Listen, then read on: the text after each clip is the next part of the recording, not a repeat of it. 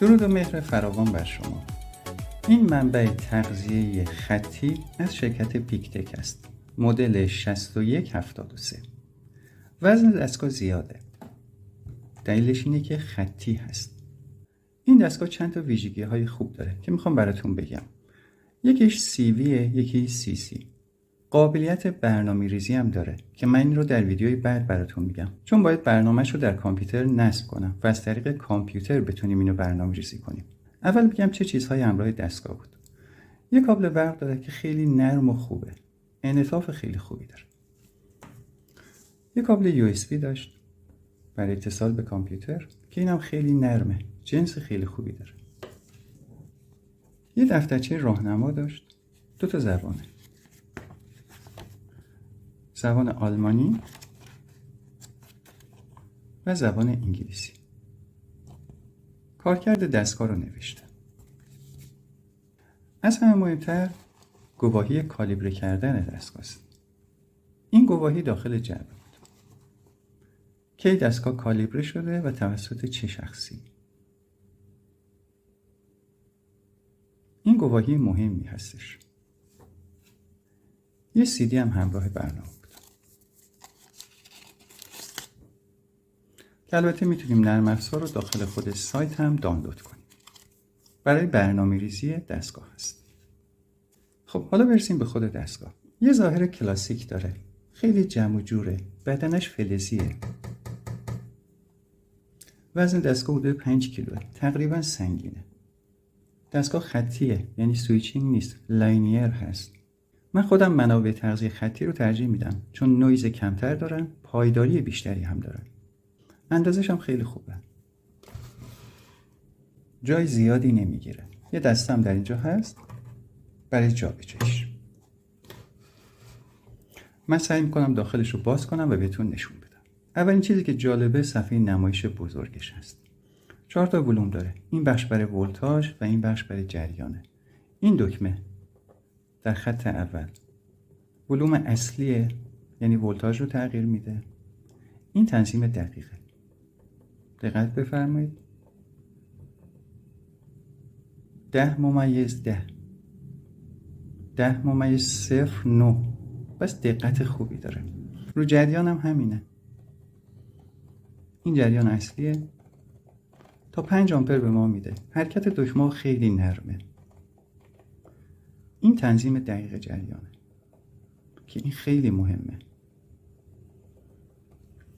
در اینجا هم داره وات رو نشون میده وقتی که یک بار یا لود بهش وصل بشه. بس دستگاه 30 ولت 5 آمپره. در بخش پایین خروجی ها هستن. خروجی مثبت، خروجی ارت و خروجی منفی. اینجا هم یک 5 ولت 1 آمپر به ما میده برای آردوینو یا برای کارهایی که ما نیاز به 5 ولت داریم. این هم دکمه خاموش روشن شدن.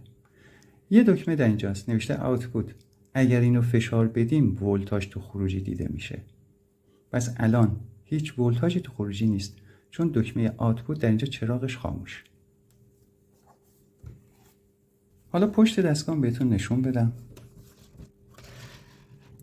ورودی برق 220/110 داره، بستگی داره تو کدوم کشور باشیم، و اینم ورودی USB. یه فن داره. ظاهرا فنش باید بی صدا باشه. فعلا که خاموشه چون گرم نشده. ولی ظاهرش نشون میده فن بی صدا هست. پس پشت دستگاه هم دیدید. خب اول دکمه آوتپوت رو امتحان کنیم. این یک LED هست. منفی، مثبت. LED خاموش. دقت بفرمایید 10 ولته. میذارمش رو 12 ولت. دقیق تنظیمش میکنم. جریان زیاده ولی مهم نیست. حالا رو دکمه آوتپوت میزنم. جریان مصرفی رو نشون داد. وات رو هم به ما نشون داد. چراغ آوتپوت روشن شد. نکته‌ای که میخوام براتون بگم اینجاست. CVCC. این چیه؟ خب در اینجا نوشته CV Constant Voltage، یعنی دستگاه تو حالت ولتاژ ثابت کار میکنه.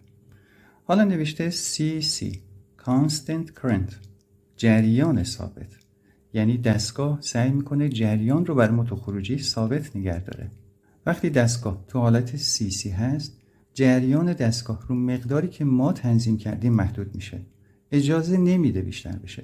حتی اگه ولتاژ کم بشه. حالا میخوام عملاً بهتون نشون بدم. این یک لامپه که 1.7 آمپر مصرف میکنه. الان دقت بفرمایید، خروجی روی 5 آمپر. من کمش میکنم. میذارمش رو 2 آمپر. این دکمه دقت زیادی داره. دکمه به صورت روتاری هستن. خب 12 ولت 2 آمپر. حالا میخوام این لامپ رو بس کنم. خب حالا دکمه آوتپوت میزنم. دقت بفرمایید، حدوداً 1.7 همون 1.8 میشه گفت داره مصرف میکنه. ما روی 2 آمپر تنظیم کرده بودیم. ولتاژ رو 12 مونده. حالت ولتاژ ثابت CV فعال. حالا خروجی رو قطع میکنم. حالا میخوام آمپر رو کم کنم.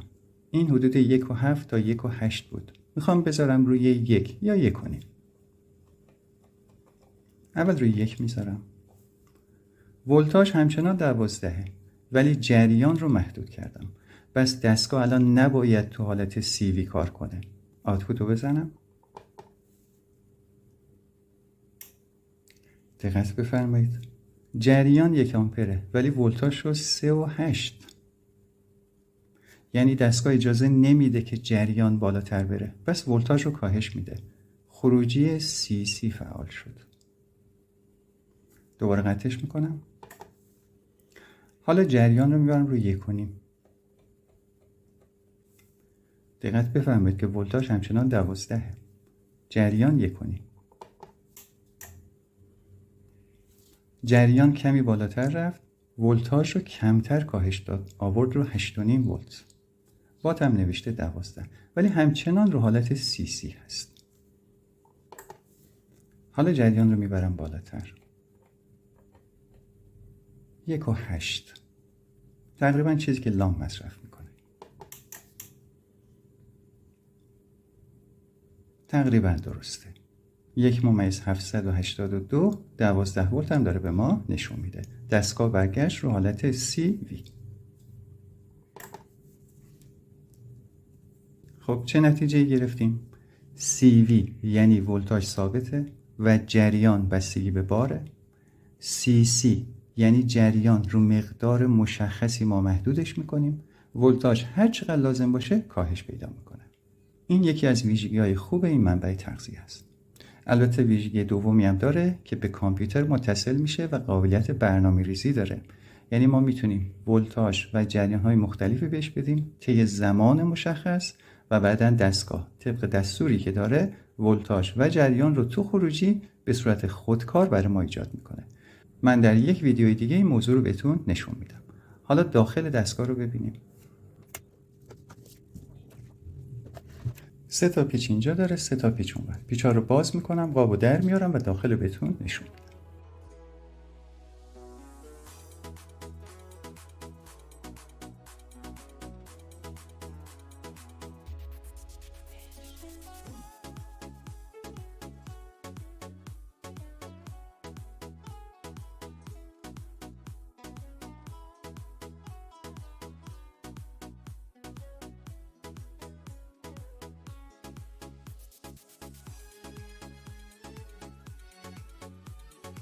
خب اینم داخل دستگاه.